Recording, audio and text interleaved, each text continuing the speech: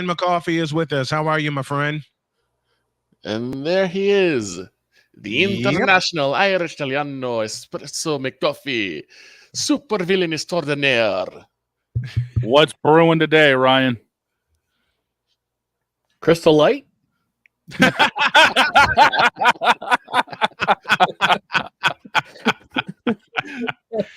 That works. I drank my coffee. I drank my coffee earlier, so I'm Okay.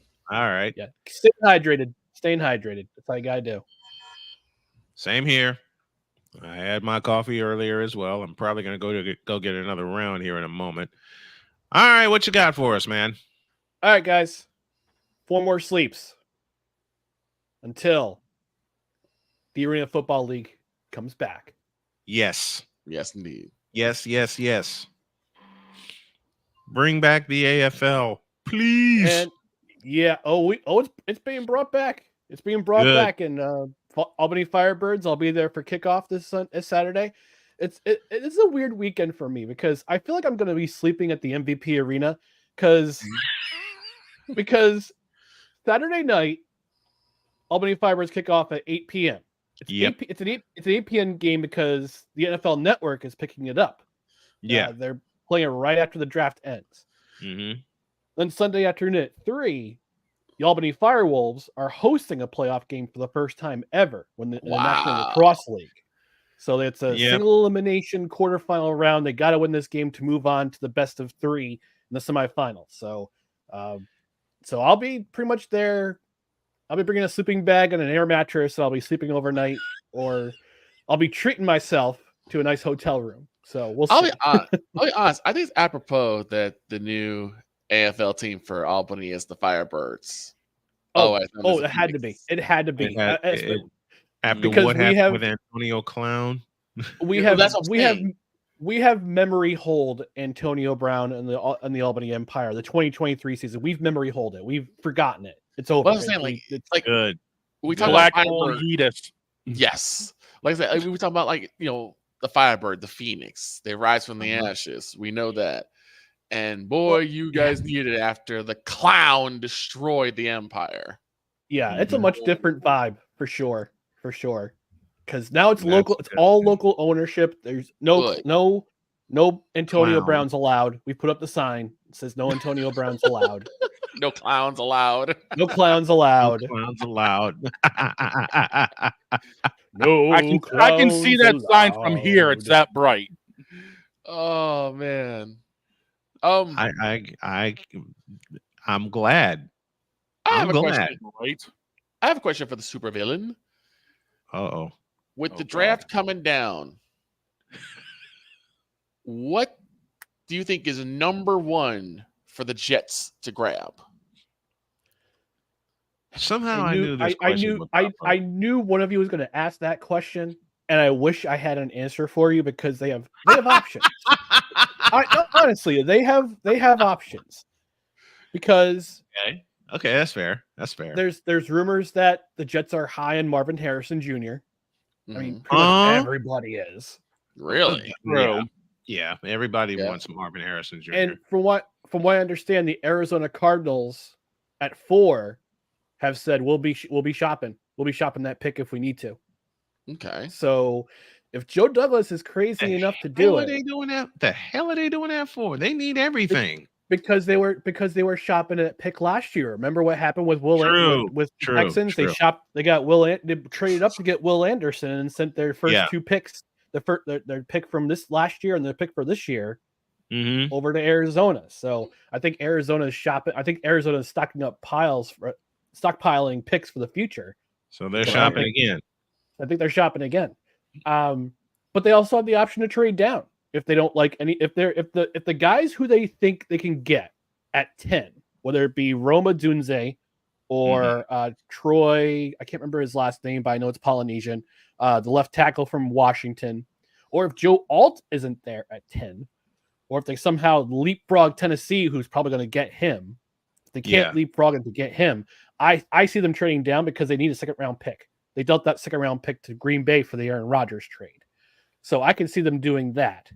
But if a Dunze or the left tackle from Washington or Joe Alt is there, I see them taking them at 10. They're staying put. Okay. Okay. Your thoughts, and you had to figure this was coming. Your thoughts on Zach Wilson getting out of here?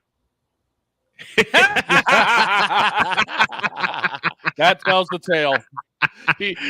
That's all we needed to know. If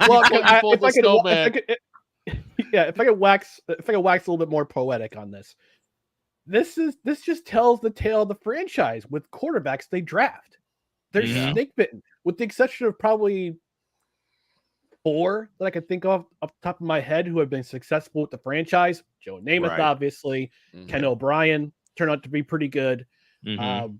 Chad Pennington turned out to be pretty good. And for at least the first 2 years, Mark Sanchez and Shane, don't say it. I know what you're thinking. Don't say it. Who am I thinking? No, what are you thinking? Not who. Try me. What? I know what you're thinking. Okay. It rhymes with Thanksgiving 2012. That's what it rhymes with. Oh, Lord. But that was the back of my head. The front of my head was thinking, well, what about Vinny Testaverde? Vinny Testaverde He was was drafted a by free agent Tampa Bay. He was drafted by Tampa Bay. He wasn't a free agent with the Jets. And but he's a former first-round pick for another team. This just tells you the story of how snake-bitten this franchise has been with drafting quarterbacks throughout their history. With the exception of probably 4 quarterbacks, none of them have panned out. None of them have panned out to be the guy who brings them to the next level. And I fault partially Joe Douglas for this because he believed in Zach Wilson so much, so hard, that he spent the pick on him. But he fell in love with his pro day. And if you take a look at that 2021 class, with the exception of Trevor Lawrence, everybody else is on other teams now. Everyone else is on other teams. Mac Jones got traded to Jacksonville, which was fun. Oddly enough. Mac and cheese. Oddly enough, Justin Fields wound up going to Pittsburgh. Went to Pittsburgh for a Permente sandwich and what's their beer? I can't remember their beer. Iron City beer. He's gonna get kicked around there. And Zach Wilson's headed to Denver for a pack of Coors Light. So wow. So he goes to. Oh no! So he goes to Denver. Happened yesterday. Oh wow! Happened yesterday. Yep. He's gonna get roughed up in Denver. Zach will, and I'm willing to bet y'all he's the immediate starter. I'm willing to bet y'all he's the immediate starter. You know what the quarterback room is now? Denver's quarterback room is now Zach Wilson, Jarrett Stidham, and Ben DiNucci. Oh Lord, 3 rejected quarterbacks. None of them rhyme with John Elway. Now the question is, what do the Jets do now? Is it all the way with Aaron Rodgers, or do you try to pick someone up in the draft? Right now, it's all the way. Their quarterback room right now is Aaron Rodgers and Tyrod Taylor. They picked him up in free agency. He basically moves 45 minutes west to Florham Park from East Rutherford. So I think they're going to draft a quarterback, but they're not going to pick him probably going to pick a quarterback until day 2 or day 3. So who's the pick? Who should the pick be as far as quarterbacks go? I don't know. I don't know. I don't know how deep. I mean, one could say Sam Hartman. One could say that kid from Florida State. I forgot his name. I know he got hurt. He tore his ACL. One could say the kid from Tennessee, Joe Milton. Yeah, one of those 3 guys. Because I can't see Joe Douglas swinging and missing again on group of 5 guys. He has to pick a power 5 guy. Has to. Because he picked Zach Wilson, who at the time BYU was an independent. Right. And I'm trying to remember his name from Florida International. in 2020. They liked him for his athleticism, but didn't pan out. I think he's playing in the I think he's playing in the UFL now. Mm-hmm. I'll look up his name, but they need to pick a Power 5 guy. If they want a quarterback, they got to pick a Power 5 guy. And if any of those guys, Milton, Hartman, or the kid from Florida State is available on day 2 or day 3, take him. Take him. Make him a developmental quarterback. Mm-hmm. You got 2 veterans who can sit behind for at least 2 seasons before he takes over the reins. And also who knows how long this is basically Saleh and Douglas's last stand. Woody Johnson has said I think so. I mean, Woody Johnson has not given them a playoff mandate so far in their tenure. And this year he's gone on, and this year he said, yeah, it's playoffs or everybody's at the door. Everybody's gone. Everybody gone. Yeah, playoff or they clean house again for like what? The 3rd time in 6 years? The 3rd time in less than a decade.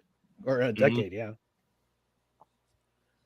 For the 3rd time less than a decade, playoffs are bust. Mm-hmm.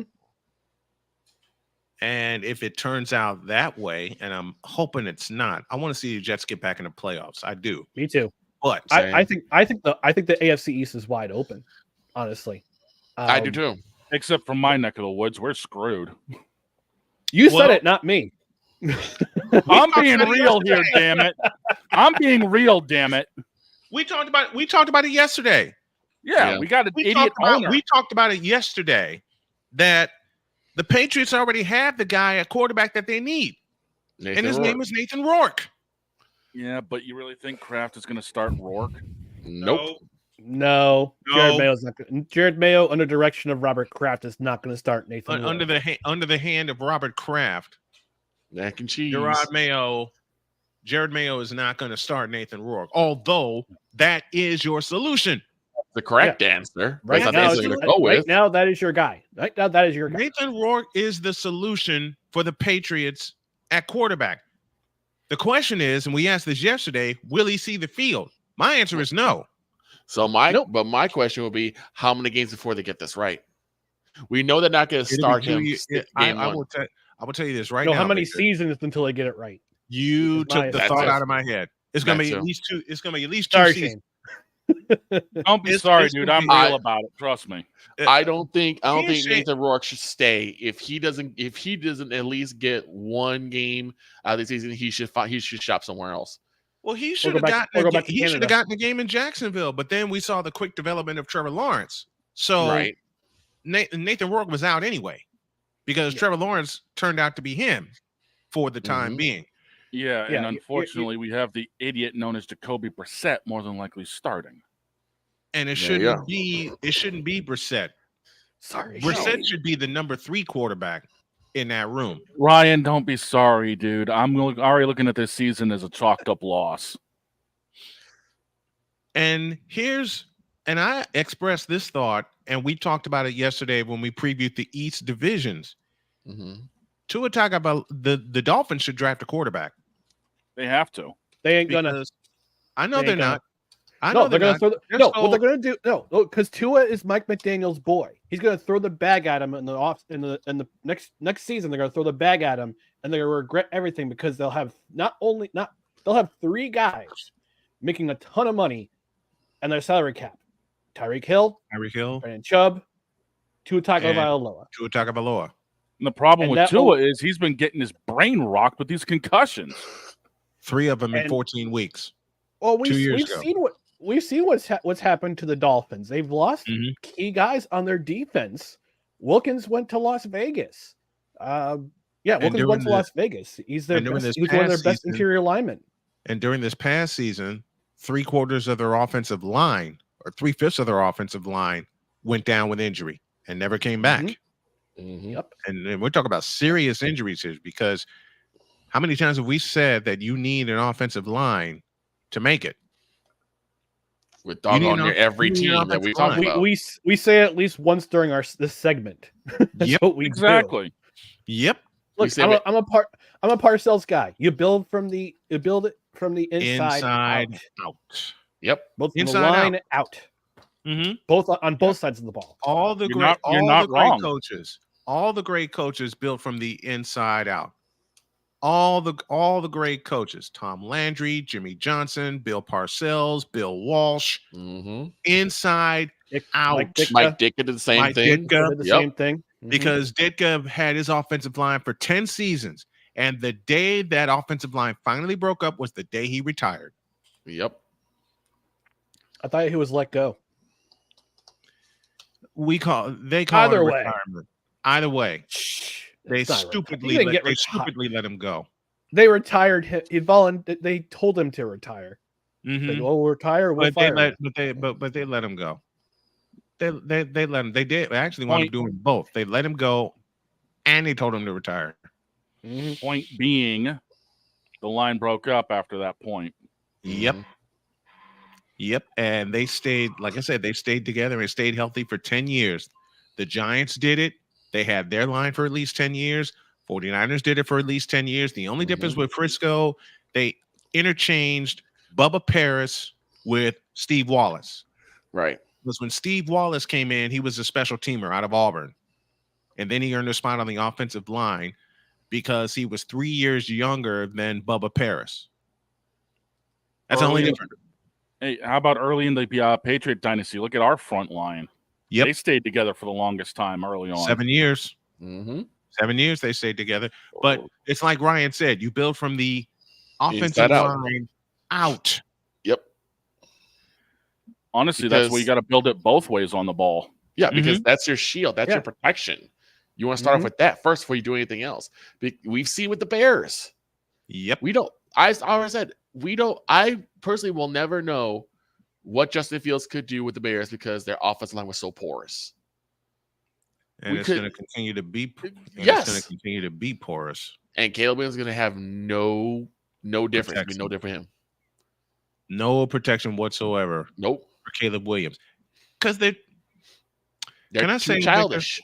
Go ahead. They're too chickens to draft an offensive line and do it correctly.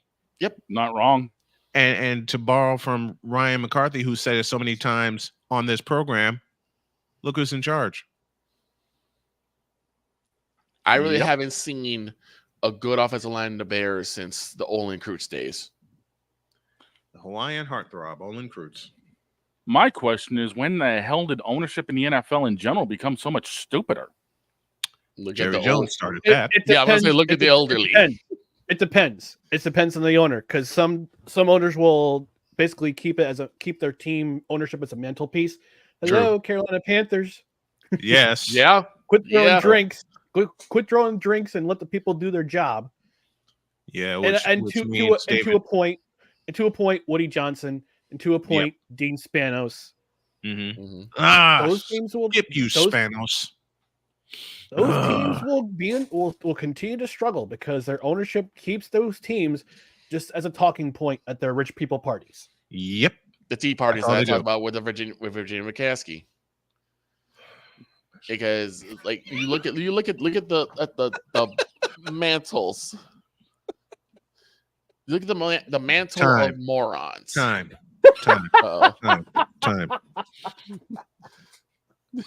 Victor. Yes. I love you dearly, but I'm gonna sock you in the mouth. What I do now? I'm not. What? Shut up. Excuse me a second. I gotta be a little hoity-toity here. You know what? I'll be hoity-toity with you. Thank you. I have it. You can't see me, but I have one too. But again, you look at the mantle of morons when it comes to ownership. And right now, the three that I pull out as the worst of the worst is Gerald Jack Daniel Jones, Virginia McCaskey, and Robert Kraft Mac and Cheese. These three people. I'll add a fourth one. David Circus under the Big Tepper. Tepper. Did you have the clown? Exactly. I heard someone talking about clown. Get out of my head, Ryan. You get out of mine. No. Both of y'all get out of mine, damn it. I heard someone talking about clowns. Do we have to really add Antonio into this? No. No, but I'm just saying, like, no, thank you. Hell no. You look at the most moronic decisions made, and it always comes down to these four people. It comes down to these four people: Tepper, Kraft, McCaskey, and Jones.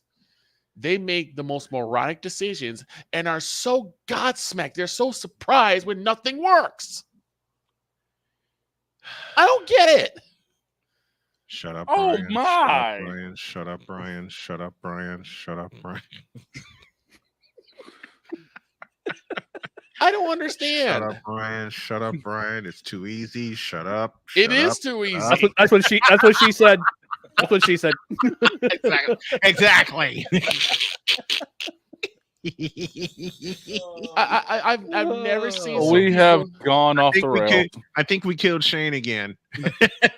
You mean Ryan? We have gone off the Shane rails. has not people. died yet. And with the 32nd pick in the 2024 NFL Draft, the Kansas City Chiefs select bail bond cash for Rashee Rice. I still hate you for making me do a spit take. I hate you for that. I have to ask this question. 8 damn seasons. Winner. There's this hilarious. Wait. Why don't we just do this? We got a few minutes. Okay. Oh boy. What are you Oh doing? God, I can't remember all those. Oh my gosh. I can't remember if I can't remember all those. I gotta write them down. I gotta like put up like a. Okay. I gotta write them down. Okay. I know what you said for Washington, though. I remember what you said for Washington. Yet another rebrand. Yes. The rebrand. Yep. The New England Patriots select Bill Belichick. Yep. I wished. Trust me, I wished. How about the Atlanta Falcons? The Falcons. With the 8th pick in the NFL draft, the Atlanta Falcons select. Moonshine to forget the 28-3 blowing lead in the Super Bowl. How about the New Orleans Saints at 14? Oh, I can't remember what I said at 14. New Orleans Saints. You said moonshine for Atlanta. All they gotta do is go down to Hampton, check out the track. I think there's a still underneath it still. Yep. Well, I know the Arizona Cardinals selected the newest edition of Call of Duty. I mean, Call of Duty. Yep. I remember You're that not wrong either way you looked at it. That's coming from a gamer. And at number 10, the New York Jets select Despair. Do you remember what you said for the Chicago Bears? What did you say for the Chicago Bears? The first overall pick was a new stadium in Arlington Heights. Yes. New stadium in Arlington Heights. And at number 9, it was new ownership. I think it was new ownership. Yeah. Yep. Has to be. I remember what I said for Cincinnati. It was for Cincinnati. We selected taste and food because Cincinnati chili is disgusting. I still remember the one for the Chargers. I remember the one for the Chargers. Oh. A return trip to San Diego. Yes. Skip you, Spanos. Bail bond for Rashee Rice. I said the New York Giants select Eli Manning. Remember that? Yeah. Yeah. Mine was Wise El Jefe. Yep. Poor Wise.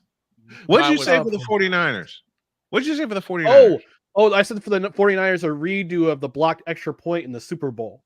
That's what I said for the 49ers. Yes. I'm afraid to ask. What did you say for the Cowboys again? Any answer would be correct. So a stadium in Dallas? No.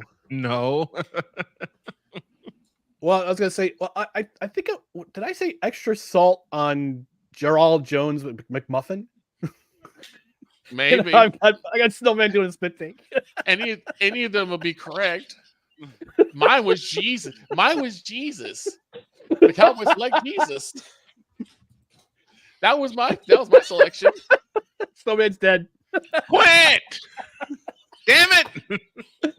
Quit. Speaking of which, I apologize, Ryan. I have to bring this up. I spoke to Snowman a couple of weeks ago because the ever living is still around, and she has gotten another job. Doing what? She's just like a special like inspector of something. Oh, she's special, all right. She is. Like, is she the new president at Harvard? No. Northwestern. She's like, Thank God. she's on like some Columbia? committee in Dalton. She's on committee in Dalton, and I just looked at him like, See, that's his fault. Ooh. I'm like, this is my fault. I accidentally killed Ryan in OBX. And Yeah, my spirit is still And my now spirit she is will not still on leave. Wellhead Beach. Yeah, my spirit is still on Wellhead Beach. It will always be there. My body's still here, but my spirit is in North Carolina. In a way, mine too. Right, Still mine flo- is too.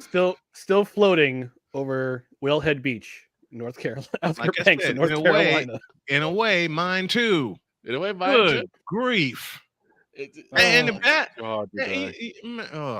All right, Ryan's got to get out of here. Thanks, Ryan. Yeah. We appreciate you so much. Before you go, Ryan, just remember one thing: butt fumble. Oof.